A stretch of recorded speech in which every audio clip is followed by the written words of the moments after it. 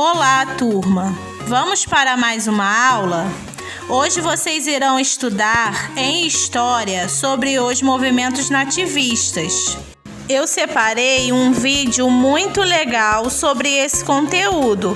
Fiquem atentos e tenham bons estudos. Primeiro, é necessário relembrarmos que o Brasil era colônia de Portugal. Lembram que eu já falei várias vezes disso? Colônia é o quê? Colônia é um lugar que é dominado por outro. Então, como o Brasil era dominado por Portugal, o Brasil era colônia de Portugal. Com isso, tudo era dominado, desde a extração de pau-brasil à produção de açúcar. Depois da descoberta do ouro e das pedras preciosas, esses produtos também passaram a ser controlados. Foi aí que o governo português passou a exigir maior quantidade de ouro e pedras preciosas, e isso acabou causando um sentimento de revolta muito grande nas pessoas que estavam ali. Eles estavam cansados dos abusos e das injustiças de Portugal. Por essa e outras razões, várias revoltas ocorreram em diferentes partes do Brasil. As principais delas foram Revolta de Beckman, Guerra dos Emboabas, Guerra dos Mascates, Revolta de Filipe dos Santos e Inconfidência Mineira. Vamos ver cada uma agora detalhadamente. A Revolta de Beckman. Essa revolta aconteceu no Maranhão, no ano de 1684, e teve como chefes Manuel Beckman e Tomás Beckman, que eram irmãos. Mas e aí? O que foi que motivou, o que causou essa revolta? O desentendimento dos colonos com a Companhia de Comércio do Maranhão e a falta de mão de obra. Quando a Companhia do Comércio do Maranhão foi criada por Portugal e cobrava preços muito altos por produtos de péssima qualidade. Então, esse foi um dos motivos que gerou a revolta. E quanto à falta de mão de obra, Portugal tinha prometido mandar 500 escravos por ano e acabou não cumprindo essa promessa. Então, mais um motivo aí para essa revolta acontecer. E quais foram as consequências? Ou seja, o que foi que surgiu a partir disso, a partir dessa revolta? Os revoltosos invadiram o colégio dos jesuítas, agrediram os padres e quebraram tudo. Também prenderam o governador e Manuel Beckman assumiu o governo. Então, a partir daí, o governo ficou com Manuel Beckman, que era um dos chefes dessa revolta. Então, eles ficaram ali no comando, no poder. E como foi que essa revolta terminou? Após um ano, o governo português enviou ao Brasil um novo governador. Este governador enfrentou e derrotou Manuel Beckman, que foi condenado e morreu enforcado. Então, acabou que essa revolta teve fim e os revoltosos acabaram perdendo, não é verdade? E o seu líder, o seu principal líder, foi condenado à forca. A Segunda Guerra, a Guerra dos Emboabas, aconteceu em Minas Gerais no ano de 1708 e teve como chefe Manuel Nunes Viana. A principal causa dessa guerra é que os exploradores paulistas achavam que as minas deveriam pertencer apenas a eles, porque eles tinham descoberto aquelas minas e lá tinha ouro, pedras preciosas, então eles queriam ficar apenas para eles. Mas muitas pessoas vinham de fora para explorar o ouro. Aí, os paulistas ficaram revoltados e passaram a chamar esses invasores de emboabas. Emboabas significa gente que vem de fora, forasteiro. Por isso, nós temos aí o nome da guerra, Guerra dos Emboabas. E é justamente esses emboabas, esses forasteiros, esses invasores que vinham de fora, que causaram essa guerra. E aí, o que foi que aconteceu? Os emboabas prepararam uma cilada para os paulistas e prometeram que, se eles se rendessem, seriam livres. Os paulistas se renderam, mas aí os emboabas os mataram. Então, eles fizeram com que os paulistas se rendessem à toa, só para ficar com tudo só para eles.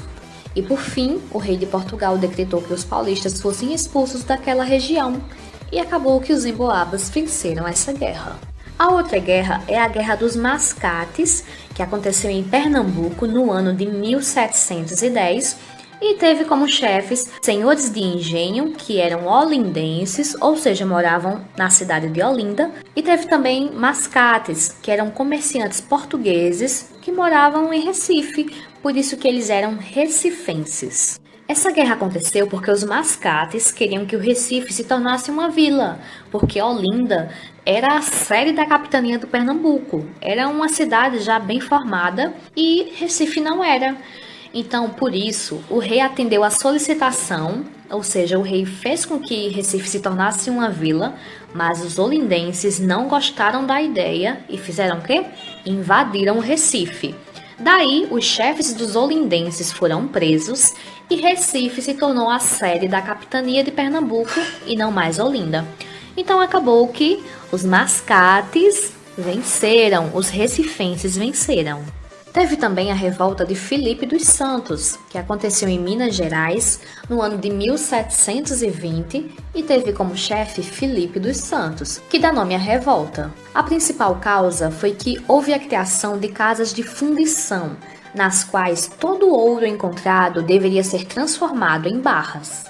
Daí, as pessoas revoltadas queriam que o governador mandasse diminuir os impostos e fechasse as casas de fundição. Mas e aí, será que isso foi aceito? O governador mandou prender os chefes do movimento e suas casas foram queimadas. Então, o governador não aceitou esse negócio de fechar a casa de fundição, não. Ele mandou foi prender esses chefes do movimento. E Filipe dos Santos foi enforcado em praça pública. Então, teve outra morte horrorosa.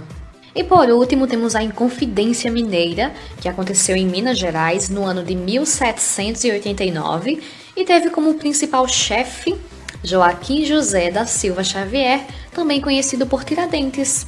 Inclusive, ele recebeu esse nome porque tinha um tio que era dentista e aprendeu com ele o ofício de tirar dentes, o ofício de ser dentista. Então, por isso o nome Tiradentes, entendeu? Por que esse movimento aconteceu? É que o governo português ameaçou cobrar novos impostos, chamado de derrama, e queria proibir outras atividades na região das minas, para que todos os escravos trabalhassem na exploração do ouro.